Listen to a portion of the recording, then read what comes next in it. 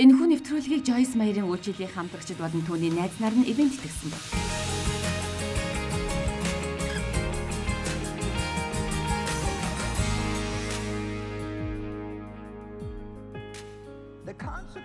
Зарим зүйлийн үр дагавар нь өгүүлдэж хүрэгдэг.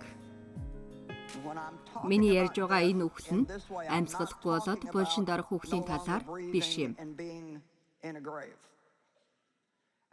Тайлбар Библиэлд үглийн талаар хэлж тайлбарласан байдаг. Ром номын 6-аас хэдэн ишлэл үзэцгээе. Үгэлд хүргэх гэм нүгэл үр дагавар нь гэж байна гэсэн бөгөөд энд тэндгүй үгэлд хүргэх гэм нүглийн замбраагүй идэл дунд байна. Маш олон замбраагүй итгэгчид энэ дэлхий дээр байна. Замбраагүй гэм үйлцээр байдаг нэгэн гэдэг бол арай өөр зүйл байгаад байх шиг байгаа юм л да. Гэхдээ тэр чигээрээ замбраагүй итгэгч байна гэдэг бол ч өөр зүйл шүү. Бид аз жаргалтай хүмүүс байх ёстой. Амен. Бид баяр хөөргийг түгээх үүрэгтэй. Бидний амьдрал давстай байх ёстой. Бид бусд хүмүүс яг биднийх шиг амьдралтай болохыг хүсэхээр тэгж амьдрах хэрэгтэй. Тиймээс л би сургаал сонсохоос илүүтэйгээр Есүс бидний төлөө амиа өгсөн тэр л амьдралыг бусдад гэрчилж амьдрах нь илүү чухал юм. Таны амьдралыг хүмүүс хараад ийм болох юмсан. Юу хийвэл ийм сайхан амьдралтай болох болоо хэмээн анхаарлын татдал хүмүүс таныг анхаарал нь өөртөө татах хэрэгтэй. Гэтэл бид машин дээрээ итгэгч гэсэн лого тавиад бүтэн сая өдөр бүр чуулганд яваад амьдрал нь огт өөрчлөгдөөгүй. Бусдаас ялгарх зүйлгүй хуучин хэвээр амьдарсаар байгаа юм биш үсттэй. Та нар миний юу яриад байгааг ойлгож байгаа. Би замбраагүй нэгэн баймааргүй байна. Би олон жил замбраагүй утгагүй амьдралаар амьдарсан. Тийм болохоор дахиж тийм амьдралаар амьдрмааргүй байна. Миний юу олж мэдсэнийг мэдмээр байна уу? Хэрвээ би аз жаргалтай байхыг хүсэж байгаа бол аз жаргалтай болохын тулд шийдвэр гаргах хэрэгтэй. Учир нь муу нэг намайг баяртай жаргалтай байгаасаа гэж хүсдэггүй.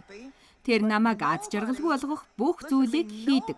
Гэхдээ сайн сонсорой, намайг зөвшөөрөөгүй байхад хинч намайг аз жаргалгүй болгож чадахгүй.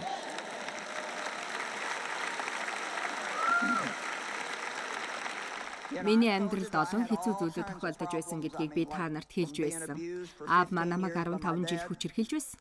Тэгээд энэ хаяа болдог зүйл биш. Баян гүргэлж дандаа хүчирхэлдэг байсан. Би тэгтээ бохор зүйлийг ярихгүй л дээ. Та бүхэн миний хичээлүүд болон номнуудаас уншиж болно. Тэрний хүчирхийлээс болоод би бүр эвдэрсэн байсан. Гадна талаас минь харах юм бол зүгээр л хэвээ мэт. Гаднаас нь хараад надад байгаа тэр хэцүү зүйлсийг олж харахааргүй байсан. Гэтэл миний сэтгэл санаа бол авах юмгүй байсан.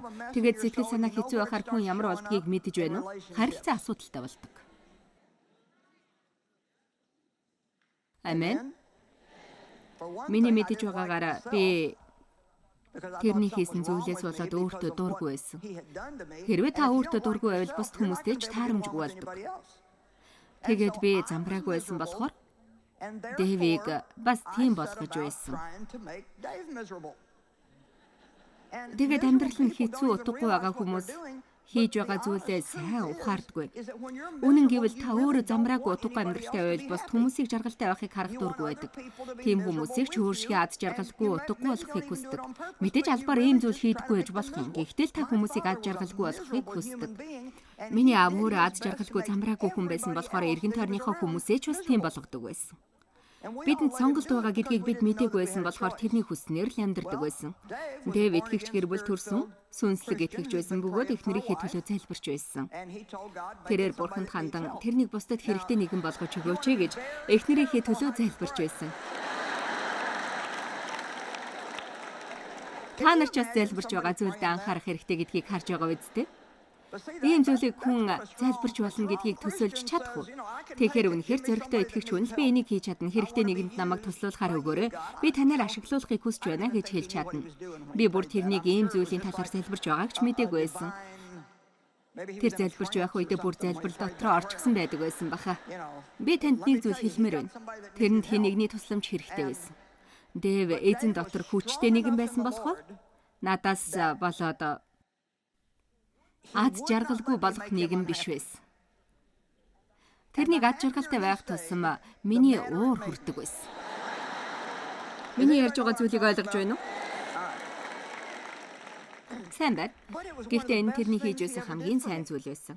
Тэгэхээр бидний дунд таныг байнга л аз жаргалгүй болгохоор хичээж байдаг гэр бүлийн тань дотор хэн нэгэн байгаа бол анхааралтай сайн сонсоорой. Тийм шүү.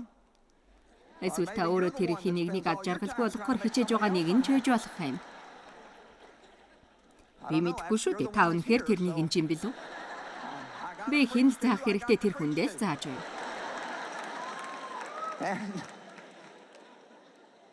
Миний олж харсан зүйл бол тогтвортой байдал байсан. Би ийм зүйл өмнө нь хизээж харж байгаагүй. Гадны нөхцөл байдал захируулахгүй байгаа нэгнийг би олж харсан. Дэв намайг ямар ч нөхцөл болзол тавилгүй хайрлаж байсан. Би тэр хайрыг хүлээж авахд зүгээр болох байсан. Миний зам байдлаас болоод тэрний хайр хувирч өөр болоогүй. Яг ямар байсан? Тиймээрээ л байсан. Эндээс бидний сурах зүйл бол бусад хүмүүс ямар зүйл хийж байсан бид яг байдгаараа л байд сурах хэрэгтэй бөгөөд Бурхан биднээс энийг хүсдэг. Тийм биз дээ? Магадгүй хэн нэгэн танд муугар зөвхт бусаар хандсан байж болох юм. Та ийм уруу татлахад хан барьж амьдралдаа оруулахгүй, тэдэнтэй ярихгүй, хүүтэн хөндий ханддаг байж болох юм. Гэхдээ энэ бол Бурханы хүсдэг арга барил биш юм. Учир нь ингэснээр та тэр хүмүүст өөрийгөө захируулж байгаа юм. Ийм зүйл тохиолдвол та юу хийх хэрэгтэй вэ гэвэл Бурхан минь ээ би байгаагаараа баймаар байна. Та тэр хүмүүст анхаарал тавих болно гэдэгт итгэж байна гэж хэлэх хэрэгтэй. Ингэвэл хэн ч таныг баяр хөөргүй болгож чадахгүй юм. Та өөрийгөө захирч чадаж байвал ийм зүйлийг хийж чадна. Өөрийн сэтгэл хөдлөлд мэдрэмжэндээ хөтлөгддөг нэгэн бол амьдралын туршил ялагдсан гэсэн тэмдэгтэйгээр амьдрна. Харин бид ийхүү сэтгэл хөдлөлд хөтлөгдснөөр хизээч ялалтанд хүрэхгүй. Ялалт бол өөрийгөө хянж захирч чадаж байгаа нэгэн дээр л ирдэг. Өөрийгөө хян захирах гэдэгт идэхэ болон мөн дасгал хийх талаар зөвхөн ярихгүй. Би өөрийнхөө бодлыг хэлж ярьж байгаа үгсээ хандлага бас нөхцөл байдлаас болж өөрчлөгддөг сэтгэл хөдлөлөө хянах талаар ярих болно. Бид сэтгэлээр унсан нөхцөлд баяртай байснараа явах замаасаа хазаахгүй. Тиймээс энд суралцах хэрэгтэй. Тийм шүү. Би энийг энд сууж байгаа хүн бүрт хэлмээр байна. Аз жаргалтай байж замаасаа битгий хазаа. Тийм шүү. Та замаасаа хазаахгүй аз жаргалтайгаар байж чадна үсттэй. Амен. Бид Бурхантай хамт байна гэдэгт дэлхий дээрх бүх хүмүүсийг л өөртөө үйлчлүүлэх гээд байдаг. Гэтэл Есүс биднийг үйлчлүүлэхээр бас үйлчлэхээр ирсэн гэж хэлсэн. Хичээл дуусгаар та нарт би таалагдах байх гэдэгт найдаж байна шүү. Нүглийн шийтгэл бол үхэл юм. Гим нүгэл таныг утгагүй амьдралтай болгоно. Энгүүл бүх амьдрал замбраагүй утгагүй болдог. Тиймээс биднийг шархлуулдаг, гим нүгэл үлддэг хүмүүст бид уурлахын оронд шархлуулж байгаа хүмүүс өөрсдөө шархалсан хүмүүс байдгийг ойлгох хэрэгтэй. Энийг хэлж байгаагийн учир нь гим нүгэлд шийтгэл байдаг. Тийм болохоор гим хийсэн хүнийг та өөрөө шийдэх гэж ярах хэрэггүй. Гим нүгэл өөрөө шийтгэлтэй. Тэр нь амьдралын утгагүй замбрааг болгодог. Та нар хар тамхин дондхон баяр хөөр өгдөг гэж бодож байна уу? Үгүй шүү. Харин ч утгагүй амьдралтай болгодог. Та нар өөрсдөө юу ч хийдэггүй мөртлөө бусд хүмүүст ёс бус хандаж байгаа хүмүүсийг хараад аз жаргалтай хүн гэж бодож байна уу? Тийм биш шүү. Тэд бол утгагүй замбраагүй нэгэн. Гим нүгэл шийтгэл байгаа. Тэр үхлийн шийтгэл нь амьдралд болж байгаа бүхий л утгагүй зүйлсийг хэлж байгаа. Ром 8:6 дээр мах бодийн бодол санаа бол үхэл. Сүнсний бодол санаа бол ам ба амар тайван билээ. Энд бас оршуулгадах талаар хэлээгүй юм. Харин таныг махан биеийнхээ талаар бодох хэрэгтэй гэдгийг хэлж байгаа бөгөөд та бид байхгүй зүйлээ хүсдэг. Танд байгаасаа гэсэн тэр зүйлээ та боддог. Бусад хүмүүст байгаа зүйлийг та тэдэнд байх ёсгүй, харин өөртөө ойлгохыг хүсдэг. Гэхдээ та энэ зүйл танд бас яагаад байхгүй байгааг ойлгодгүй. Тийм биз дээ? Та бүхэл өдөржин энэ талаар бодож орондоо ороод л баяртай болдог. Хэтэрхий их баярлах хэрэггүй. Харин та Бурхан минь ээ би таны гарт байгаа гэдэгтээ надад зориулсан төлөвлөгөөнд итгэж байна. Таныг дуулууртай дагаж таны хүсснийг хийснээр таны цаг ирэхэд та намайг ивэх болно. Таны ивэлээс муу нэгэн ч энэ дэлхий дээрх ямар ч хүн салгаж чадахгүй гэж хэлээрэй. Тийм шүү. Жинхэнэ сайн бүхэн Бурханаас ирдэг.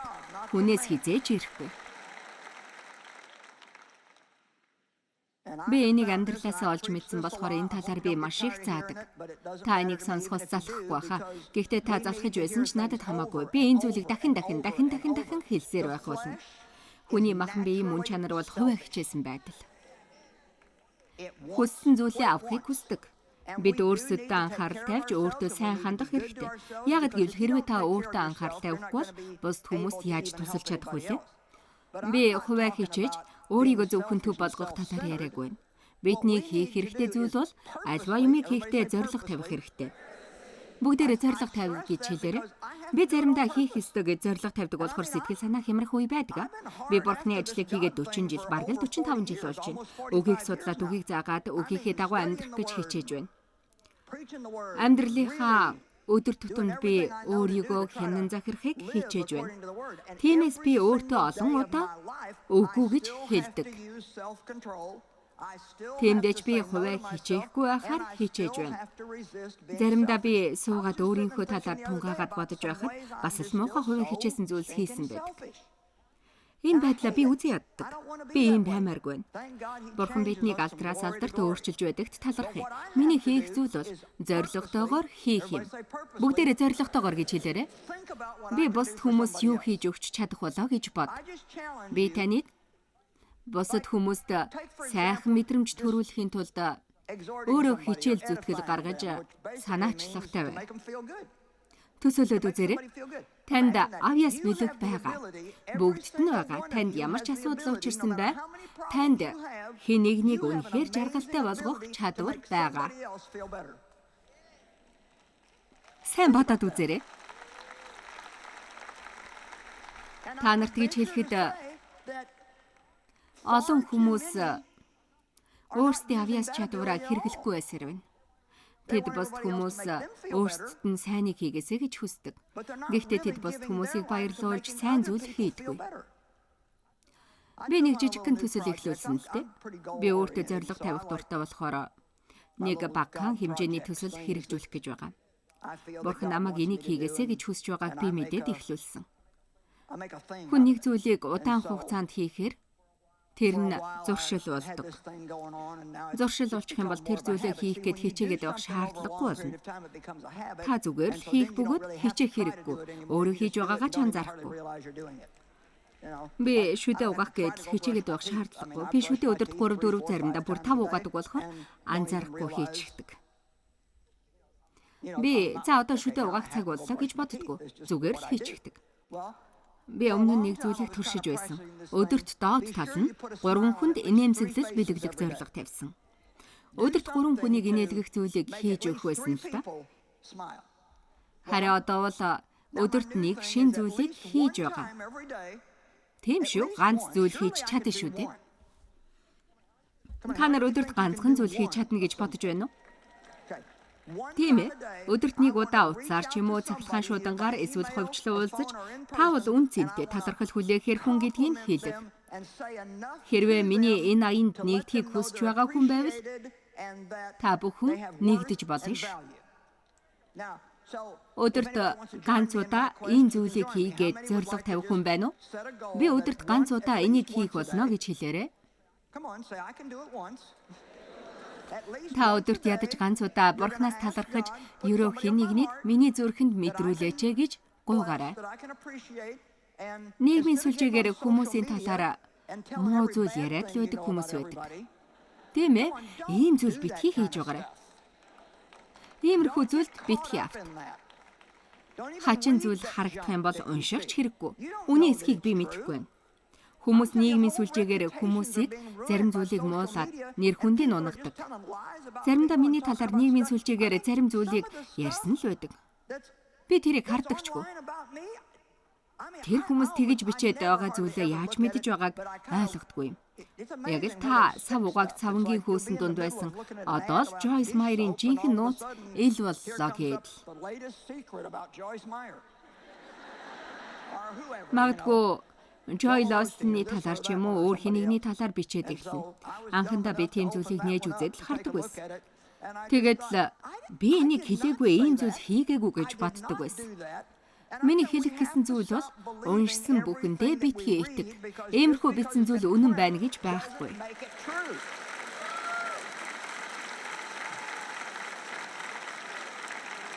Ийм зүйлийн нэг хэсэг болох ч хэрэггүй. Бурхны бидэнд өгсөн бүх техник технологид би дуртай. Гэхдээ энийг хэнийг барьж байгуулахад босгоход хэрэглэх хэрэгтэй. Тэр зүйл рүү оруул хэнийг баяр хөөр өгөх зүйлийг, сайн зүйлийг хэлж бай. Хэнийгний нүүрэнд инээмсэглэл тодруулах зүйлийг хэлж бай. Оногоо ярьсан ч гэгээлэг зүйл хэлж бай. Зарим хүмүүс гэгээлэг оногоо гэдгийн ялгааг ойлгох болов да. Гэхдээ би гэгээлэг гэж хэлэх хэрэгтэй гэж бодлоо. Ром 8:6 дээр мах бодийн бодол санаа бол өхөл, сүнсний бодол санаа бол амар тайван билээ. Миний тухай л бодоорой. Энэ өхөл юм бол харин сүнсний амьдрал бол ам бөгөөд амар тайван гэдгийг сайн бод. Та хэрвээ өөртөө хэнийгнээ сайн зүйлийг харахаас илүүтэйгээр бусад хүмүүст хэрхэн сайн зүйл хийж өгөх талаар бодвол таны амьдрал амар тайван болж баяр хөөртэй болох болно.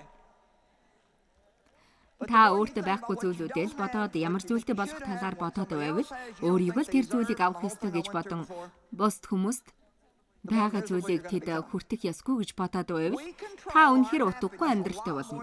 Бид бодож байгаагаас ч илүүтэйгээр баяр хөөрөө өөрөө олж авах боломжтой. Тийм шүү. Танд л гэж хэлэхэд та хүссэн үедээ л утгагүй замраагүй амьдралтай болж болно. Та хүссэн үедээ л аз жаргалтай болж чадна. Та аз жаргалтай зүйлийг олохыг хичээх юм бол магадгүй та надад маш олон асуудал байна гэж бодож байгаа бах. Гэхдээ та мэдхүү, олон хүмүүс ийм зүйлийг хэлдэг. Та асуудлаа бодоод л байх тусам улам том юм шиг санагдах болно. Асуудлаа илүү их яриад байх тусам илүү том юм шиг санагдах болно. Та амьдралынхаа аль зүйл дээр илүү анхаарлаа тавина. Тэр зүйл тань улам л том болж харагдах болно. Тэгэхээр та уйдхар гүнгийн сандлаасаа босож өөрийгөө өрөвдөж гасалсан байдлаасаа гарах нь хамгийн хэрэгтэй зүйл юм. Зүгээр л гараад алах. Нэг зүйл олж хий. Бурхны бүтээсэн байгальд талрах. Эргэн тойрондоо байгаа асрамжийн газар туч хэцүү амьдралтай ядуу хүмүүс шиг биш байгаадаа Бурханд талрах. Амен. Нохоо эрхлүүлдэг ч юм уу ямар нэг зүйл хий. Өөрийнхөө л тухай бодхоо болж ямар нэг зүйл хий. За юу? Өөрийгөө сахилгажуулах ямар нэг зүйл хийж сэтгэлээ сэргээх үг бол өөрийгөө хүмүүжүүлж сахилгажуулахгүй бол сэтгэл гудралд ч хүрэгдэг. Та өөрийгөө сахилгажуулснараа өөрийгөө илүү сайн болсныг мэдрэх болно. Та начиг өглөө босоод л төлөвлөгөөтэйгээр эхэл. Та өнөөдөр юу хийхээ мэддэг бай, гэр орноо цэвэрлэх, хүнсээ цуглуул, гэхдээ та банкнд байгаа мөнгө хэмжээтэй хэрэглэх хэрэгтэй. Юу ч байсан хамаагүй танд хийхээр хэдэн ажил гарна. Тэгээд та эдгээр ажлаа хийж дуусаад орой гэртээ амарч суугаарай. Танд сайхан санагдах болно. Магадгүй та өглөө босоод л өдөр чи ямар нэг зүйл хийгээд л маш завгүй өнгөрөөсөн хэрнээ оройн бодоод үзсэн чинь юу хийснээ ч санахгүй байвал танд харин харамсалтай биш гэж юу?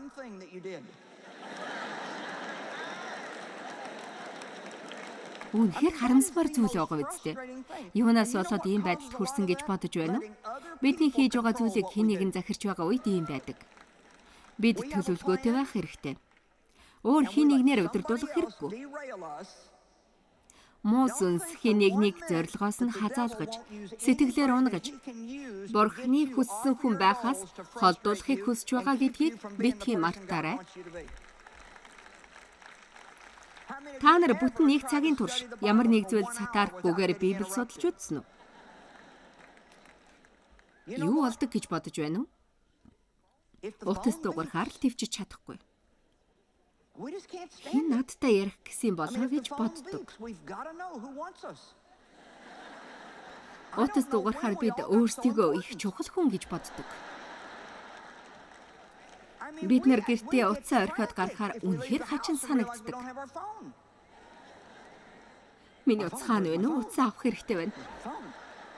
Хэрвээ та утсаа гэрт хайгаад олохгүй бол олдлоо. Дэлхий зогссон юм шиг л болно.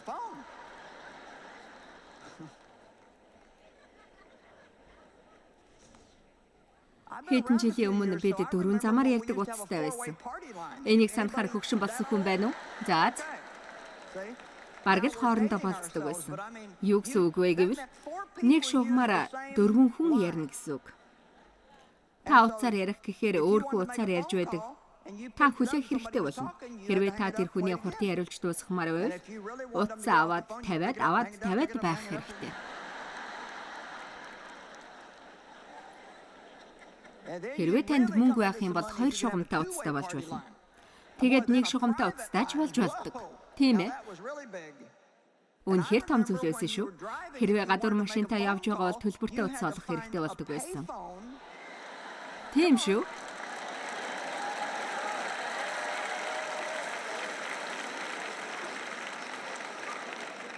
Тэр үед хүмүүс ямар гайхалтай байсан юм бэ? Гэтэл одоо яаж байна вэ? Би ч бас юм болсон. Хэрвээ утас дуурвал би авахгүй чадахгүй. Хин ярьж байгаа юм болоо надад юу хэлэх гэсэн юм болоо? Иймэрхүү зүйлүүдэд би захирагдхаа байх хэрэгтэй. Тэгэхээр яах хэрэгтэй байна вэ? Та уцаа 1 цаг унтраалаа гэд дэлхийн төгсгөл болохгүй. Бурхантай хамт 1 цагийг өнгөрөөж байна.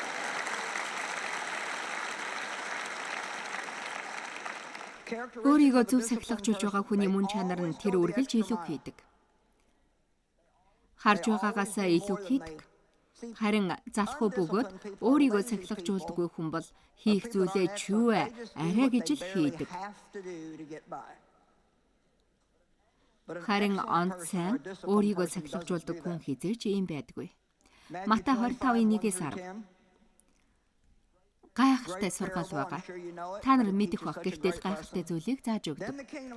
Тэнгэрийн хаанчил нь сүү залууг угтахаар дэнлүүгээ аваад гарсан 10 охинтой төстэй юм. Тэдний 5 нь мөнхөг, 5 нь ухаалаг байлаа. Харж байна уу? Тэд ухаалаг байх, мөнхөг байхыгаа сонгож болох байна. Ухаалаг нэгэн бол дараа нь баяртай болгох зүйлээ хийж байна. Хийхэд амар биш зүйл байсан ч ирээдүйдээ хөрөнгө оруулалт хийж байна. Ямар ч сахилгажуулалт байхгүй байгаа үед одоохондоо амар баяртай байж болно. Гэхдээ сахилгажуулснаар зөвхөн үр жимс болох амар тайвныг авах болно. Би хүмүүст маргааш байхгүй мэт амьдрал. Гэхдээ маргааш заавал ирнэ гэж хэлэх дуртай. Тиймээс өнөөдөртөө маргааш сайхан байх болно гэж амьдрал. Би ийм зүйлтэй болох юмсан гэж хэлж байх хооронд ч та хийх зүйлийг хийж чадаагүйгээс болоод эргэж буцахад хэтэрхий оройцсон байх болно. Мөнхгүүд нь дэнлүүгээ авахтаа тосыг авсангүй. Өөр орчуулга дээр тос аваагүй гэж хэлдэг бол тайлбар Библиэлд илүү тос авч яваагүй гэдэг. Тэд авах хэрэгтэй илүү тосол аваагүй болохоос бусад бүх зүйлийн зөв хийсэн байсан. Та бас иймэрхүү хүн биш үсттэй?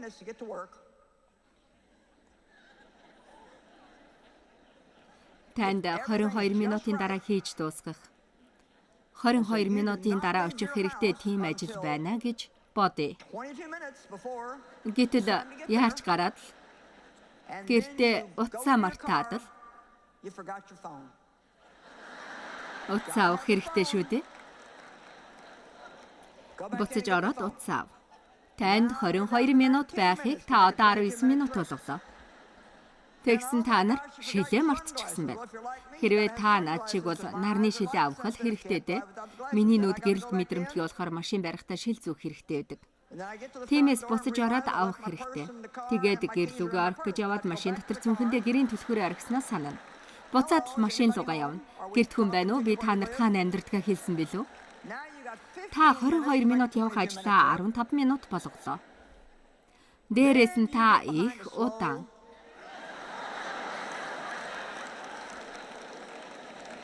настай хүн тэр настай болохоор замаар машин барьж явах хэрэгч байхгүй. Таны хийх ажил оройтод байдаг. Тийм л байна. Тэгээд та эцэст нь ажилдаа очино.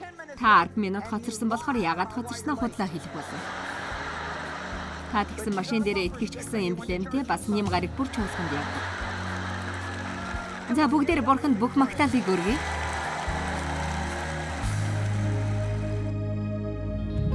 Еврей 12 дээр сахилгажуулалт байхгүй байхад баяр хөөртэй мэт байдаг ч харин сахилгажуулж байгаа нэгэн нь хожим амар тайвны үр жимс болон зөвхт байдлыг авах болно. Өөрөөр хэлбэл сахилгажуулалт бол та хожим үр жимсийг хүлээж авдаг зүйл юм. Юмс таны төлөвлөснөөр болохгүй байсан ч та баяр хөөртэй байж өөрийгөө захирч сурах хэрэгтэй. Хэдэн зуун, хэдэн мянган арга замууд байгаа. Та өөрийгөө хэн захирч сурах хэрэгтэй. Надад энэ байхгүй гэж битгий хэл. Яагаад гэвэл танд энэ зүйл байгаа.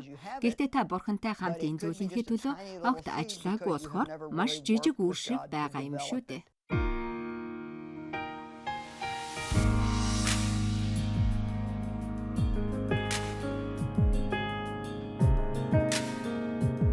Энэхүү нэвтрүүлгийг Joyce Meyer-ийн үйлчиллийн хамтрагчид болон түүний найз нар нь ивент тэгсэн байна.